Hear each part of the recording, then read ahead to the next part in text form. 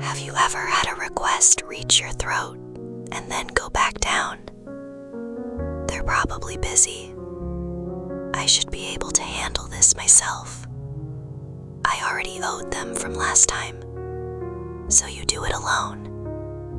Even if it means staying up, even if it takes twice as long. And later, when someone says, "Why didn't you say anything?" you have nothing to answer with. Follow the reasons back, and they mostly converge here. Asking feels like taking on a debt. Accept help once, and it feels like there's now something to repay.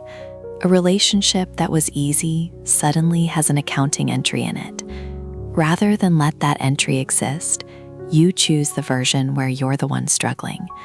And being turned down is frightening, not the refusal itself, but finding out that the relationship was only worth that much. Here's the real reason, and it took me a long time to see. People who can't ask for help usually can't say no either.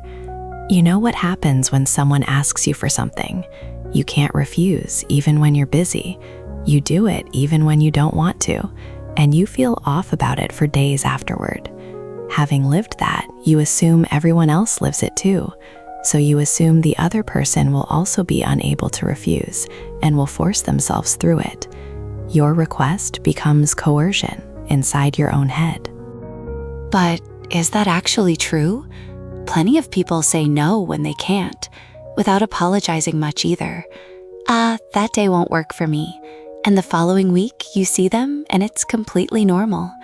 Which means you're taking your own inability to refuse and assigning it to them. They're someone capable of declining, and you decided in advance that they'd be trapped the way you would be. You thought you were being considerate, but you were also taking away their chance to say no. So here's what I'd suggest if asking is hard for you. Attach the permission to refuse to the request itself. If it's difficult, just say so. I'll find another way. Adding that one line changes two things. They can genuinely decline now, so the pressure drops sharply, and you get lighter because you know you didn't corner anyone, which is when you discover that what was blocking you wasn't their burden at all. It was your own guilt. One more thing, start with small requests. Most of us hold out until we absolutely can't, and then have to make a large one. Now it's heavy for them, and you feel terrible. You raised the difficulty yourself by waiting. Small ones work differently. Could you take a quick look at this? Do you know where this file is? They don't cost the relationship anything. They create a trace of things passing back and forth, which makes the next one easier.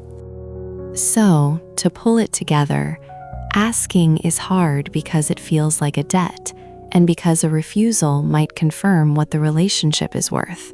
But the real reason is elsewhere. People who can't ask usually can't refuse either, so they project their own limit onto everyone else. Attach permission to refuse and it gets lighter for both of you. And start small. A friendship where nobody has ever asked for anything looks comfortable, but nothing has ever moved between you.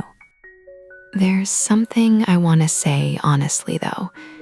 If sleep won't come or won't stop, if eating has become hard, if basic things like washing or cleaning aren't happening, or if you've had thoughts of hurting yourself, please don't try to solve that by writing. Writing is a tool for sorting your mind. It isn't treatment.